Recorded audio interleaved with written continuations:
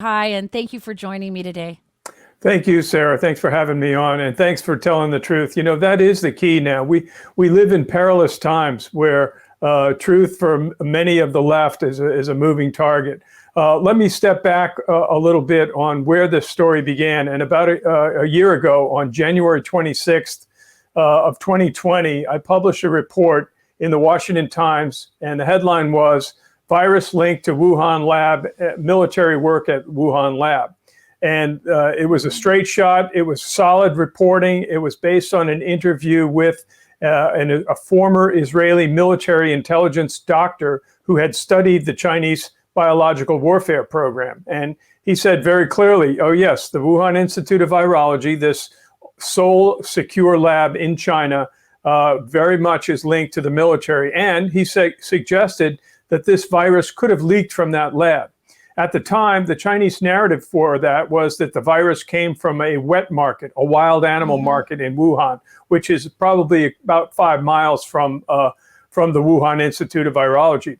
Well, unbeknown to me, within a month, a so-called USA Today fact checker wrote a story attacking my piece and said it was an example of, quote, false information about the coronavirus. This was picked up by Facebook, which blocked the story and forced the Washington Times to make it disappear from the website. So I went through the roof and I went to the editors and I said, this is wrong. There's nothing inaccurate. There's nothing false in that story. It's completely 100% accurate. Facebook wouldn't listen to it, and they labeled the story as false information about the coronavirus. USA Today, under pressure from the Times editors, backed off and removed the phrase false information, but continued to say that the story was an example of a, quote, debunked conspiracy theory. Well, fast forward to January 15th of this month, and the State Department, in a very detailed fact sheet, revealed that, yes, indeed, as I reported a year ago, the Wuhan Institute of Virology is not only linked to the People's Liberation Army, the Chinese military, but that they have been conducting secret biological warfare experiments at the laboratory since at least 2017. You would think that that would be solid information. This was an on-the-record, officially released State Department report, yet the Facebook continued as early as this week to continue to falsely label my story as having false information. So it's been a battle, but truth will out. I'm confident that when the dust settles on this, my story will be recognized as having been one of the first to say that this is one of the two paths that this pandemic began, and the most likely path in my personal view for where the virus began.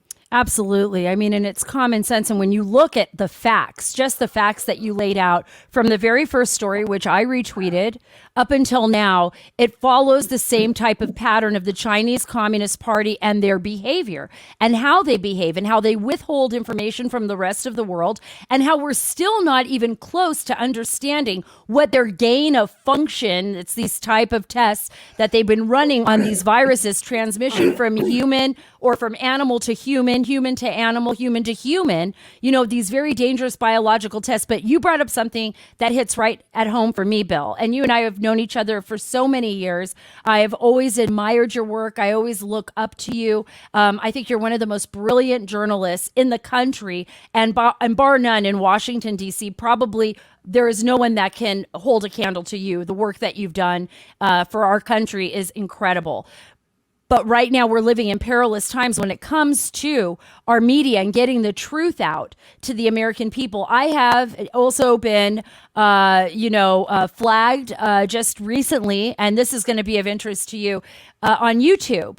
Actually, I did an interview with Yoko Ishii. She's a friend of mine in Japan who I've come to know over the last several years. She and I are both friends with Andy Chan. He was the former head of the Hong Kong National Party and is a big outspoken advocate for freedom in Hong Kong and fights publicly the Chinese government.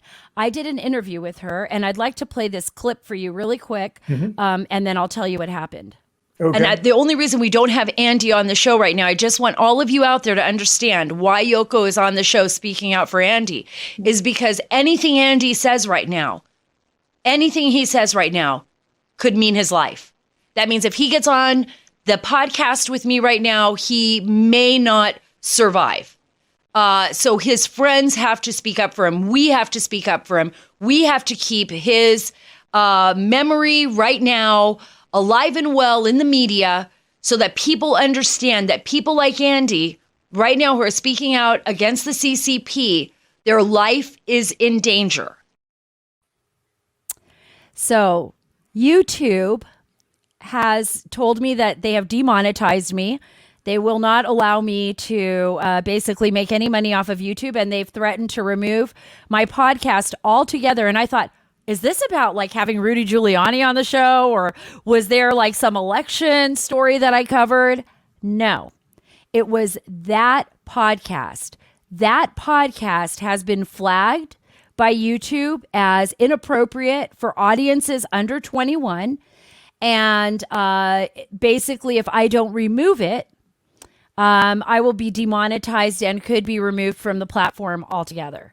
So I'm seeing right now what happened with you, with USA Today, what happened with your story, what happened with me just trying to talk about the political system in China, right? Is the Chinese Communist Party. And I don't want to say the Chinese people, because the Chinese people are beautiful people. And many of them have suffered so greatly and have tried to come to America and have fled China if they can. There are some brilliant, wonderful fighters for freedom in China. But the Chinese Communist Party has basically some kind of hold over our companies here in the United States, over our big tech. And they're running a game on us, and they're running they have some kind of power, some kind of operation. I don't know what it is. They own our notes. They've got our money. I don't know. And they're able to control the flow and the narrative. So how do we get to the truth when this is happening? It's a huge challenge. Really, what the Chinese have done over many years, stretching back probably 20 or 30 years, is they have launched the most massive information warfare campaign against the United States. And I say this as someone who has written a book on this called iWar, War and Peace in the Information Age, which looked very closely at this. The Chinese are spending billions of dollars annually to influence the United States. And how do they do that? On the media front, they control a lot of the media by access to China. Any major news organization that wants to have a bureau in China will have to be compliant with Chinese narratives, that is information narratives, that they're not engaged in nuclear proliferation, that they're not engaged in a genocidal attack on the Uyghurs, that they're not engaged in violating their agreement to allow a semi-autonomous democracy in Hong Kong. And we're now suffering the consequences of this because they have also exploited the business community by saying, if you want to do business in China, not only do you have to go along with us, but you have to actually lobby the U.S. government and the U.S. public to support our policy. So it's a very nefarious operation. Well, we've seen it also with news agencies, right? Like even print. We've seen the Chinese advertise or have stories inside print. We saw it with the Washington Post and others. Yes. They pay big money to do that, to kind of spread their propaganda. That's also another issue. What do we do as Americans, though, when we see what's happened with, especially with COVID, right? This is like far beyond, I think, what people would have imagined, right? Our entire world has been turned upside down. Our nation's economy, our political system, the ability for our government to handle this crisis, and right now and in the future. What would you consider this? I mean, was this an accident? Is this something that still needs to be investigated? Was this something that was withheld purposefully from the world? What do you think is going on here?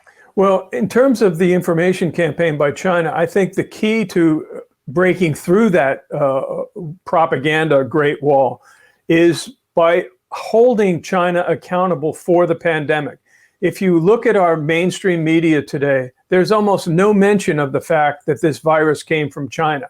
And in fact, China's narrative is that it didn't come from China. They said they falsely accused the U.S. Army. Then when that was totally debunked, they said it came from Southern Europe. The latest iteration is that they're claiming that it came on frozen food packaging, which medical experts have said it's virtually impossible for that.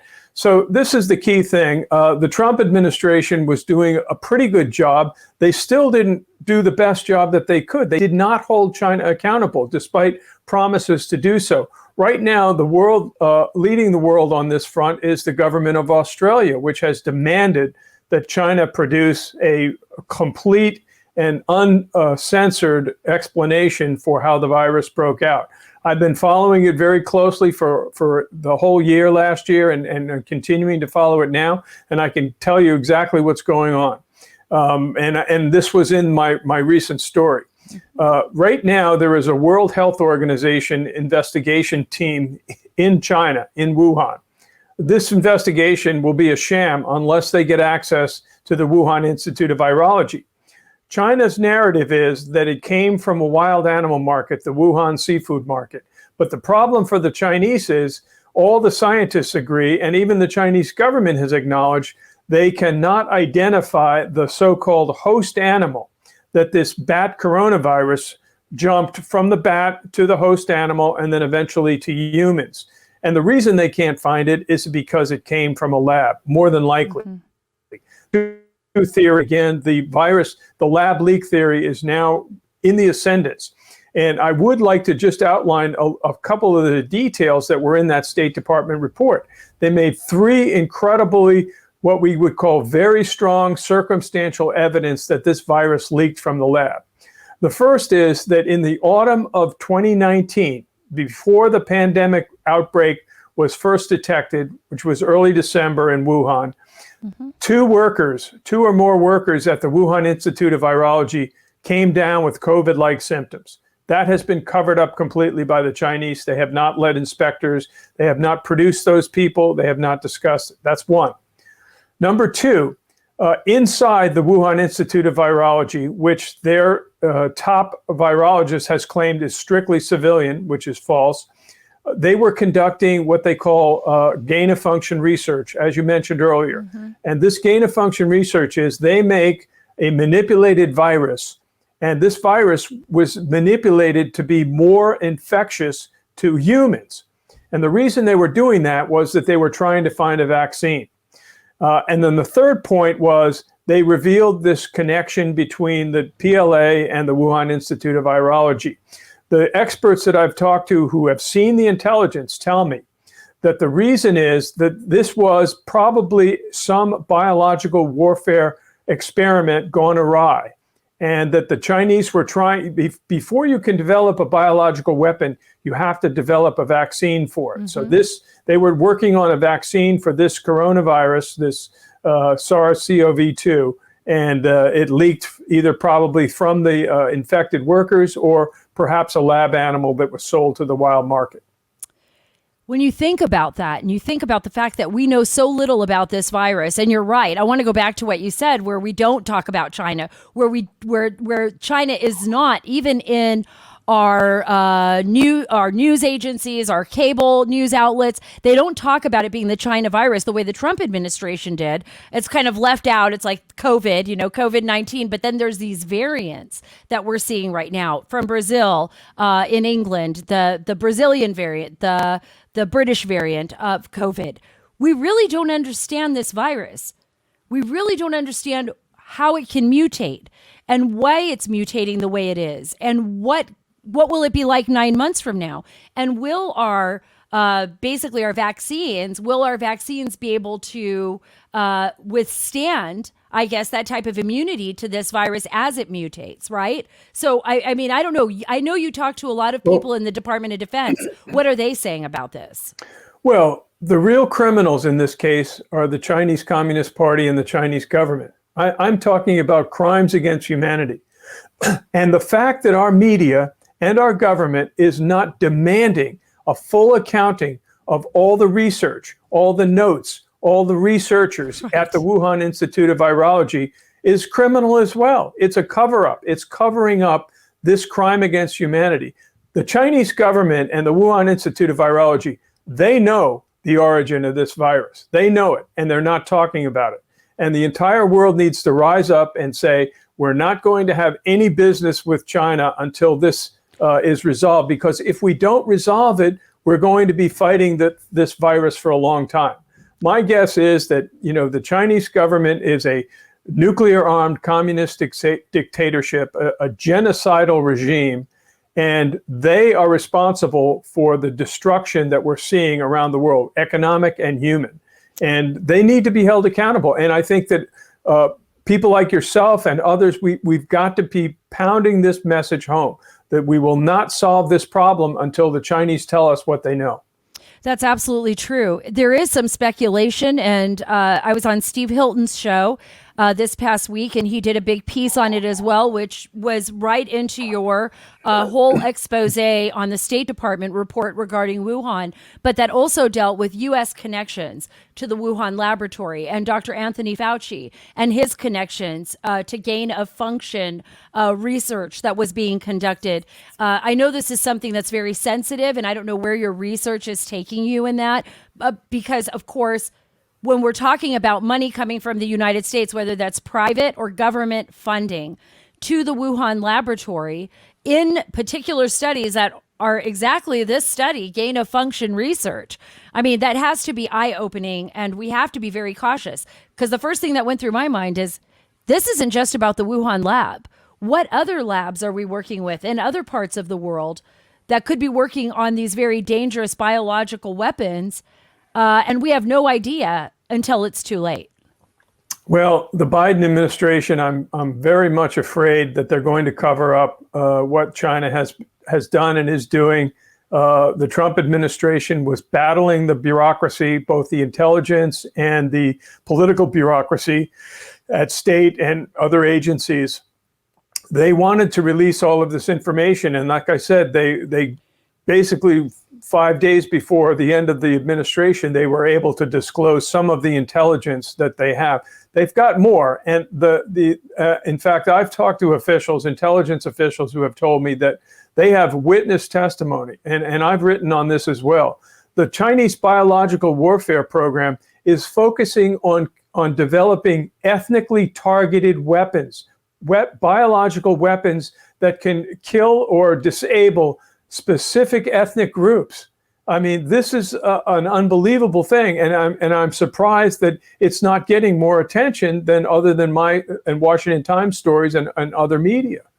That is stunning to me, because you would think that the first thing the United States would want to do, or the rest of the world for that matter, would hold China accountable, hold the Chinese Communist Party accountable, tell the World Health Organization. Well, it was a big reason why the World Health Organization was in the pocket of China. Right from the very beginning, if we go back to not last January, even when they said that there was no human-to-human transmission of COVID, and the only reason they made that statement was because of China. But nobody's paying attention to the most important part. How far, like you said, Bill, do these biological viruses, these man-made viruses that they've been working on, supposedly, allegedly, how far have they gone down the road with this? Is COVID somehow connected? Is there something about this virus that we need to take care of? And I almost lost you there for 1 second, but you're back. Yes. Basically, and I've reported on this earlier last year as well, China has bragged publicly that they have discovered 2,000 new viruses. Now, not all of them are bat coronaviruses. There are other animal viruses as well, but they've discovered 2,000 new viruses. So China is obsessed with viruses. And this is a clear indication that they've had lab leaks in the past. In fact, the first SARS virus leaked from a lab and killed one person. This was a devastating leak. This is this leak that we're now suffering through now. Again, how do we get this information out and in people's consciousness? And how do we get our leadership and our lawmakers and our other government people to do something about it? This is the real challenge that we're facing. Well, Americans feel helpless, Bill. I mean, honestly, I talk to people all the time and they're saying, look, I feel like I have no control anymore. I'm worried about my government. My government's changed. You and I have both covered the intelligence community when I was at the Washington Times. There was always this idea that even when I was there, that our intelligence agencies were going to do their best to protect us from foreign threats, right? I always believed that when I came and I covered the war. And you and I remember going to CIA headquarters, and we interviewed General Hayden at the time when he became the CIA director. I was so excited to be there for that editorial, being able to talk to him right there, on the 7th floor. And now we're seeing John Brennan, the former head of the CIA, basically saying that Americans are insurgents, that the intelligence community is coming after Americans. And now we're hearing that people in this country are afraid to speak out. They're afraid to ask for the truth because they're afraid that they're going to be targeted, for tweeting something by maybe the Eastern District of New York, who just took this guy into custody in Florida, Douglas Mackey, for memes, for election interference. What do Americans do? I know I'm asking a big question here, but is it we hold our lawmakers accountable? We go to them. Should they contact their lawmakers and say, hey, look, I just heard Bill Gertz on the Sarah Carter show, and look at his report here. We need you to go up on Capitol Hill and demand an investigation into this. What do they need to do? Well, you mentioned the intelligence community. Let me make a comment on that. The intelligence community has not shined in the coronavirus pandemic. The problem is the IC does not have the medical and virological expertise, and so they had to rely on these outside virus experts, many of whom have been co-opted or compromised by China. And that's one of the big problems. I reported in my Washington Times Inside the Ring column that the State Department formed a special task force of medical and virology experts, and that they were deadlocked, but that 70% of them believed that this was likely a result of a lab leak, with a much smaller percent saying that it was a natural occurrence, something that just jumped naturally from a bat to a wild animal to humans. So the intelligence community really lacked expertise. I think that there needs to be a much more focus on the response to the pandemic. Why hasn't there been a special commission of experts to look at the pandemic? Joe Biden ran for president on the fact that he criticized the Trump administration's response to the pandemic. And then what did he do? He hired Anthony Fauci, who was leading the pandemic effort. So it just shows the level of hypocrisy now in government is at very high levels.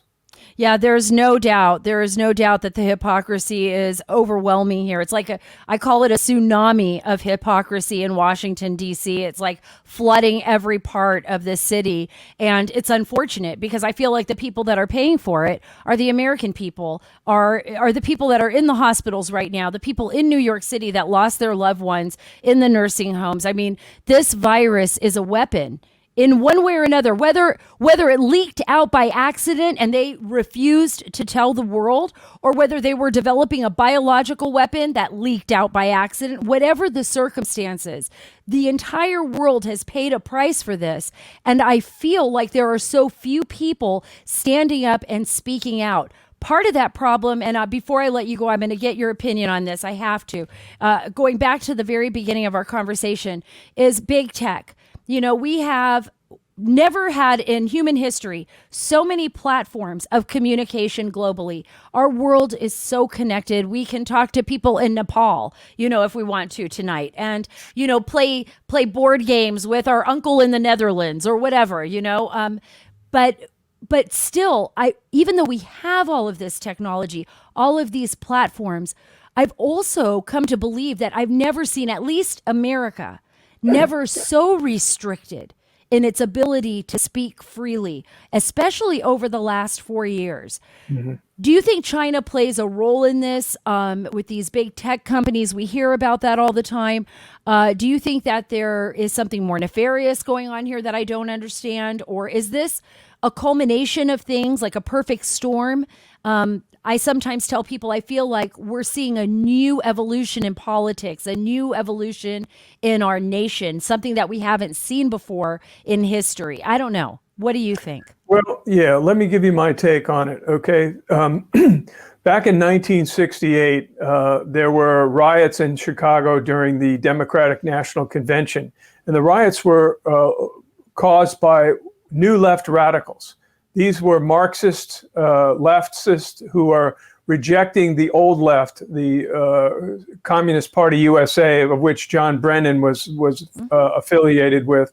And they decided they didn't want to get beat up in the streets, so they began what became known as the Long March through the institutions, which is a Maoist concept. Mao launched the Long March in China, which led to the 1949 takeover of China.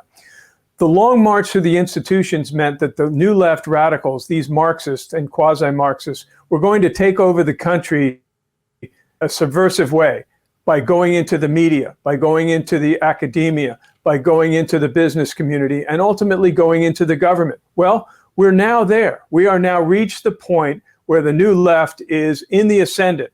As you can see it, Joe Biden considers himself a centrist. And of course, he's fighting the hard left of his party, which is represented in Kamala Harris, the vice president. So right now, what these people are definitely sympathetic to the Maoist view of communism. And they want to bring that to the United States. And that's kind of where we are right now. Efforts to try to expose that are ridiculed or dismissed as right-wing zealotry or worse, or racism or xenophobia. There's a lot of terms for it, but we are in the ideological battle for our lives here. We're battling for our country and we're battling for our freedom. China's in the background. They're fueling it. They want to see the United States decline and ultimately destroyed. I've had people tell me, oh, China's no longer communist. They just want to make money. That's totally false. Every communist leader since Mao, including Jiang Zemin, Hu Jintao, and now the current leader, Xi Jinping, are hardline Marxist-Leninists. They had variations in their colorations, but they all shared one thing. China is besieged by the capitalist world and must defeat the leader of the capitalist world, which is the United States. This is why I love Bill Gertz. This is why I just absolutely, because I learned so much from you, and you're absolutely right. And I remember early on in the Trump administration, there was somebody that was working in the intelligence community. I won't say his name here on the show, but somebody who I'm sure you know, who kept warning about this early on and said, this is a gameplay. This is a gameplay by China. What we're seeing here is going to fundamentally change our nation. And if we don't pay attention to it, he was saying the same as you, we are going to be lost and we are going to lose control of what we have right now. It's going to be very hard to gain it back once it's gone. But one final point I just wanted to make I didn't mention big tech. Okay.